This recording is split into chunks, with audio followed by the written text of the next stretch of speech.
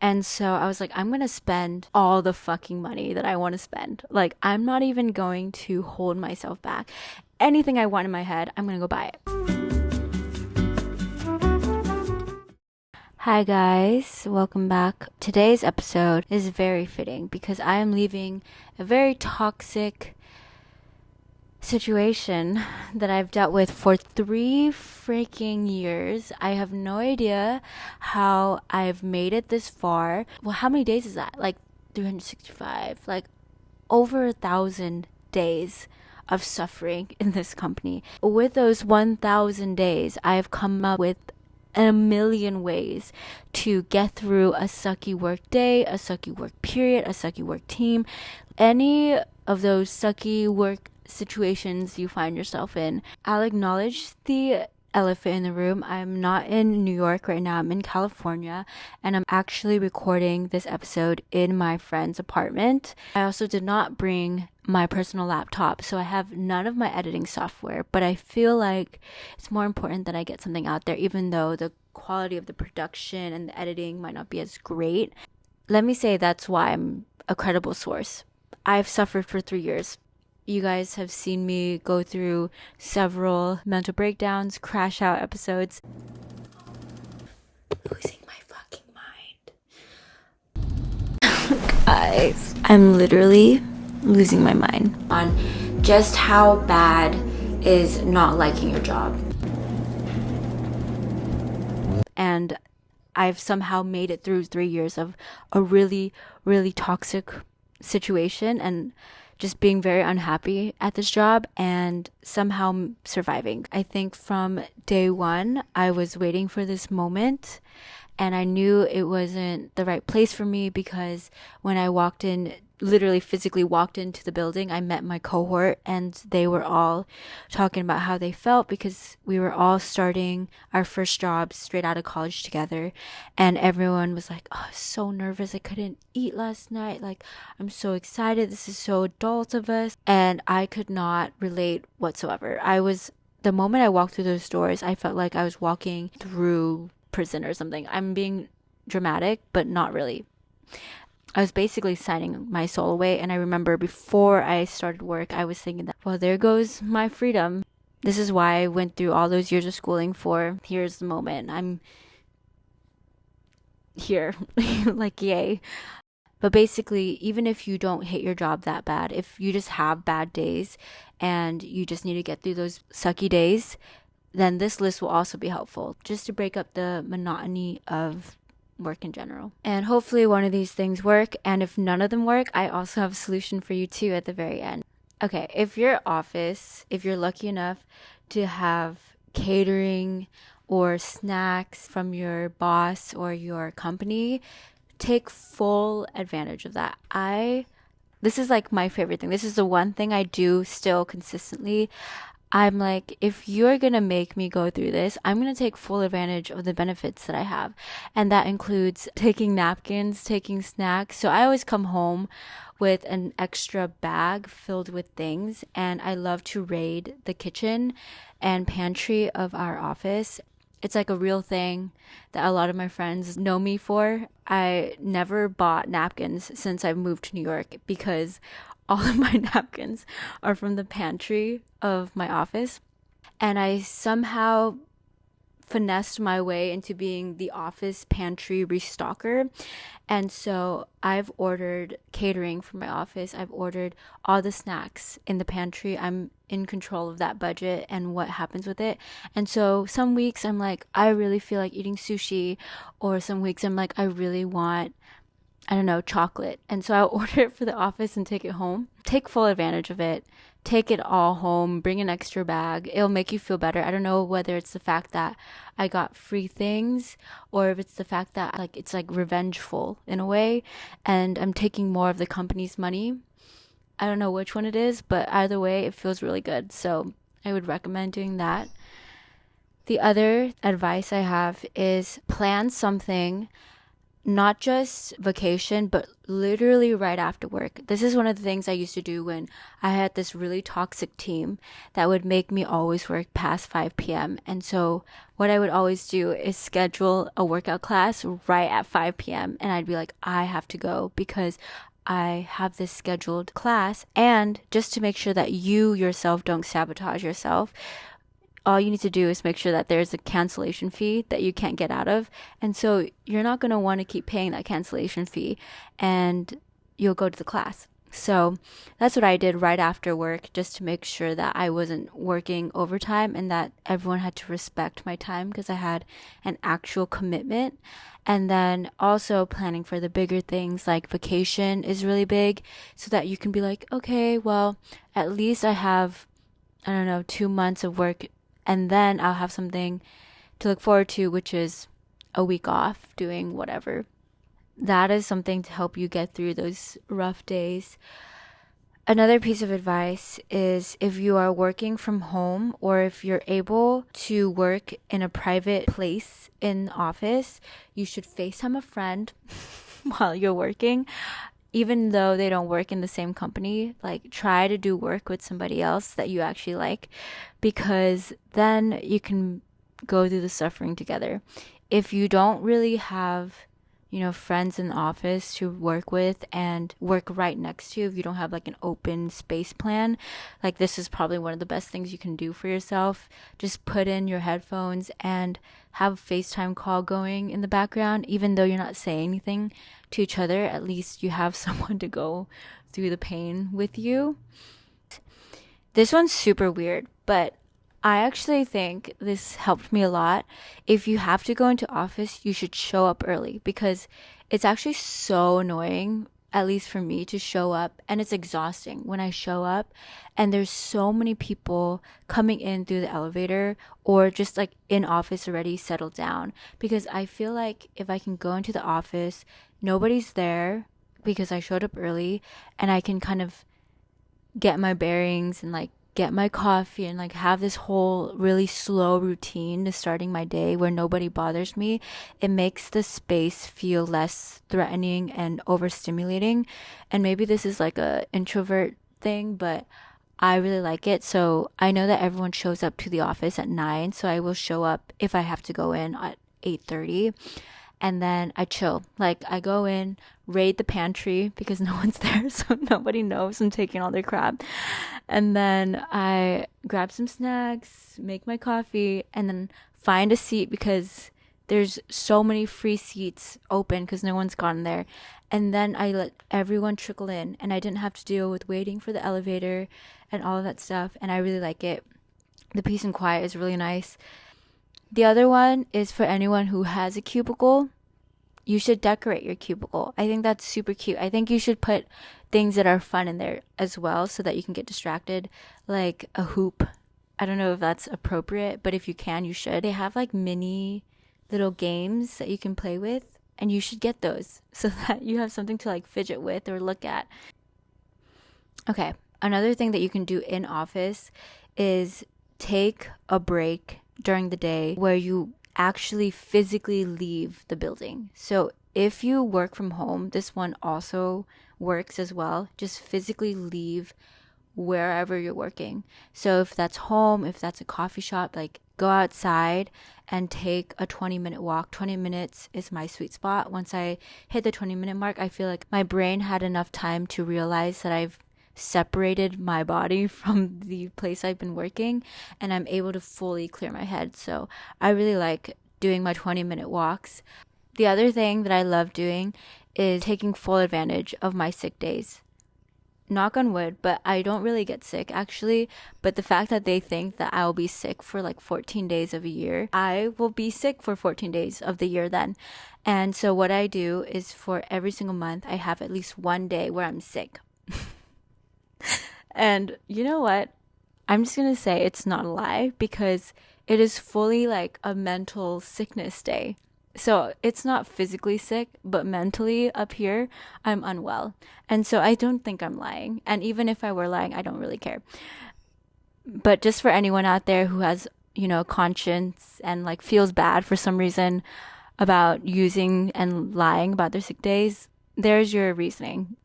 Okay, on the same topic of time off, I really love planning PTO. I will put into my personal calendar all of the days that I'm going to have off because of the company holidays so that I know what to look forward to. It's like a bright pink color, each of those PTO/holiday events. And I know exactly when they're coming because they're bright on my calendar, and it's allowing me to have another thing to look forward to. And I've talked about this before. I think I actually talked about it in my last episode. I actually love when I get a surprise and I find out I didn't have work. Like, I forgot Memorial Day is coming up and I found out I got an extra day in the weekend, and that's one of the best feelings. Bring your coworkers or your team snacks for that day. If you're wanting a little cheer up and like to spice up the day, I feel like you can go to a restaurant you've always wanted to try, a bakery, a dessert place you've always wanted to try, and you can order way more, and it's like $50. Like, it's really not that big of a deal. You can just do it one time and it will make the day for everybody. It'll make your day because you get to try the foods you wanted to try, and you get to see other people have a better day because of you, and it's all with $50. You're gonna make that $50 back anyways. That's why you're working, and it builds a sense of community. I feel like that's a nice thing to do, and it might start a trend of other coworkers bringing in snacks and surprises, and it changes up the monotony of every single working day. Okay, another piece of advice. This is something that I do. This is why I'm able to juggle so many things at one time. I do my work really, really fast. I don't really care about the quality too much. I just get it done. And if it's done, it's done. And maybe it's just the kind of work that I do and the fact that I don't really care about the work. And then I spend the rest of the day chilling. And then I think about how much time it would actually take for somebody who really cared about their work to do that. It would take normally 8 hours to get this task done. And I just finished it in 30 minutes. So I'm going to submit it in 8 hours so that nobody bothers me. And I use the rest of the time doing other stuff. And nobody bothers me because they think I'm actually still working on that thing at a normal pace. But I actually finished it right when I got it in 30 minutes. On the same lines, use AI whenever you can. It's another way of making things quick. I keep forgetting that AI is a thing, so I don't actually use it. I just kind of manually do things. I'm not really working smarter. I'm actually working harder by doing that. But really leverage AI if you can. I know everyone's been talking about it, but seriously, this is like the best way you can use it. Use AI so you can finesse the system. If they're going to be like, use AI for this, use AI for that, then you might as well use it to help yourself. Okay, the last two things. These are the things that I've tried most recently, and they didn't work for me at the time, which is why I ultimately left my job, but you never know. This could work for some of you guys. So the two things that worked, and it worked for a good amount of time. It worked for maybe a week. Is I would call somebody anytime that I was just not feeling great about it, so I can fully rant. I know I sound illogical every time I rant about it because I sound like a broken record and I'm just complaining about the same things because work is literally the same all the time, but I still need to let it out. Like, the fact that it's still happening, that this issue has the audacity of still continuing to exist, is a valid enough reason for me to call somebody and complain about the same thing. And so I do that, and it makes me feel better. And also, if you have a cycle of multiple contacts to contact, they won't feel as burdened by you saying the same things over and over. So I kind of go through a cycle. It's like mom, dad, and then like you cycle through everybody else, and then hopefully it makes you feel better. Finally, so this is the last straw. This was like this is what tipped the, I don't know what kind of analogy or saying there is for this, but this is the cherry on top. This was like, it didn't work. It's time to go because I've put so much toppings and dressing on this ice cream to make it work, but it really did not work. And this last one that I tried was, I was thinking to myself, right? So I was like, why do people work if they don't like it so much? And I was like, it's to make money. And I was like, okay, So then maybe I need to realize the full fruits of what I'm doing. And so I was like, I'm going to spend all the fucking money that I want to spend. Like, I'm not even going to hold myself back. Anything I want in my head, I'm going to go buy it. I was like, okay, I want this purse, I'm going to buy it. I want to go on vacation, I'm going to pay for it. Because that's why I'm working and I have the money to do it. And I'm just going to see if this is the reason why that everyone's been working to make all of this money, then I'm going to take advantage of that and be like, is this worth it? And so I started booking tickets, and I have so many physical things that I've bought from the past few weeks. And it didn't work. Basically, what ended up happening was the money that I spent for the rewards and like the things that I got, the amount of happiness I got was like very quick. It was like a day or a few hours. I'd be like, oh my gosh, like, yay, I got a new pair of shoes. And then immediately after, I could just get taken out of that feeling by remembering I had work the next day. And that 80% of my life is dependent on this thing that I don't even like. And then I was like, I'd rather be poor, but have most of my life be something that I love. Just that most of my life is worth living. It just makes me feel good. So then when I put all of that together, I was like, okay, so if this doesn't work, I've tried all of these things. And it's been 3 years, and from day one, I knew it wasn't right deep down. It wasn't even that deep down. It was pretty surface level, to be honest. But I was like, okay, it's time to go. And this is where I want to say, if it's not working out, trying all these things, and you've been having a prolonged, not great experience with work, then you got to identify what you actually don't like about it and do something about it. Because what you're going to realize is that nothing's going to change if nothing changes. And you can't expect somehow a miracle is going to happen and tomorrow your company's going to wake up and be amazing and you're going to start loving work. If literally nothing's going to change, because that's the way corporate really works. It's corporate and just like work in general, it builds off of monotony and repetitive habits, repetitive systems, and so it's very, very unlikely that anything will change in the span of a week, a month, even a year. Basically dream, and then go from there and think logistically and realistically, how can you get there? And I think the act of just even thinking about it and imagining where you could be, it will make you feel infinitely better because you're already making moves. But even from there, you need to actually take on action. You can't just like sit there and think about it. That's my piece of advice. That's just like a ton of things I've tried. And I feel like if you're not in a place where you're supposed to be leaving your company or the work that you're at, and you actually think it's fine, you just have some bad days, the advice that I'm giving will work. It's just the point where when it doesn't work, it's a different sign. But anyways, last part of this episode is always the high-low buffalo. And if you're new here, it's the high-low buffalo, good, bad, weird thing that has happened in the past week or so. And again, this has nothing to do with the episode, but if you guys have your high-low buffalo, please put it in the comments because they're always so interesting. Everyone's really going through very, very different things in their life. So the good thing that happened, this is going to sound so lame, but it's actually genuinely such a high. I've had teeth problems forever. I'm really happy with how my teeth look, but truly deep down behind the microscope, I have like 9 cavities. It's like kind of insane. And it's very expensive. And I've never had teeth problems until just 5-ish years ago. And then my doctor was like, you have like 9 cavities. And I was like, what the hell? My dentist was telling me, you need to floss, you need to do all this crap. And I was like, okay. So then I've been working at it. And finally, I went to the dentist this past week. And my dentists, I had 2 of them. They were both on separate occasions being like, oh my gosh, your dental hygiene is great. And I was like, that is such a compliment because I've been working at it and no one has said anything. The worst thing is when like the dentist is coming at your neck about flossing, but I swear I've been flossing. Like that happened for 2-3 years.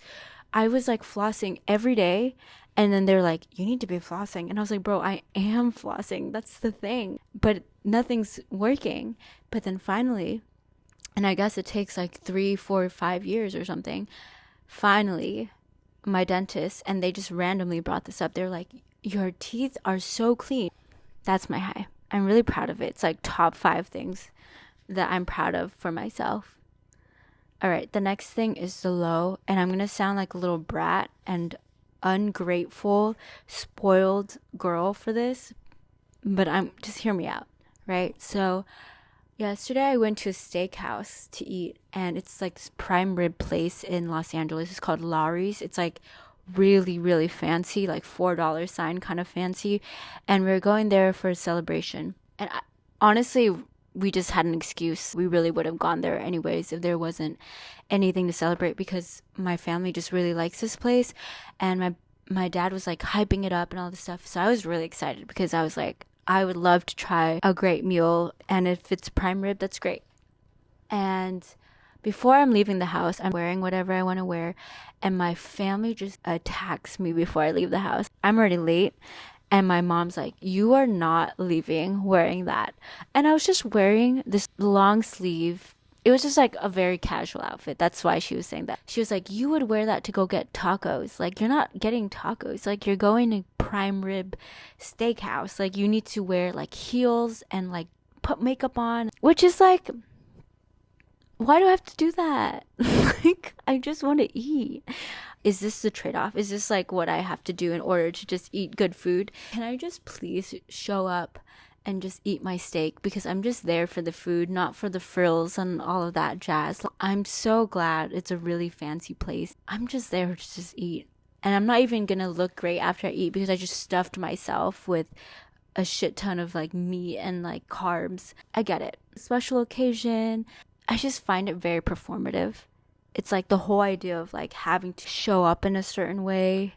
But I get it. It's fun sometimes. But if I'm not in the mood, it's like, can I just come and just eat? But yeah, I know. I'm very grateful though that I got to have that experience and it be so casual in my head.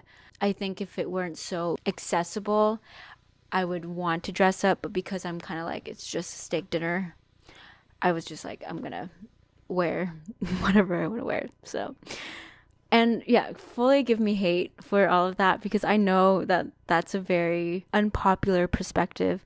Next is my buffalo, which is the weird thing that happened. I don't know if I've ever spoken about this, but I have a dog here in California.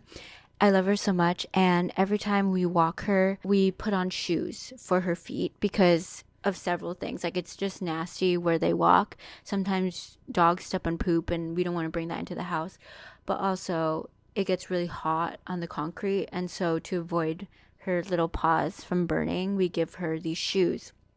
And everyone loves these shoes. Like, I mean, all these strangers, every time I walk anywhere, at least one time a day, I'll get a comment from a stranger being like, oh my God, her shoes. They love it.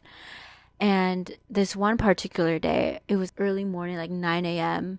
I was walking in my neighborhood, and this like guy in his Tesla stops in the middle of the road, and he's like, oh my God, her shoes. I love her shoes.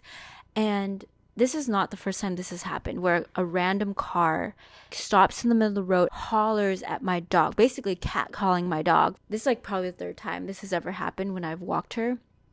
And this time in particular, like, stops in the middle, and I'm literally like, bro, don't you have work to go to? Because he fully had a conversation with me. He asked me if we changed the brand of her shoes, and like, what brand of the shoes is she wearing?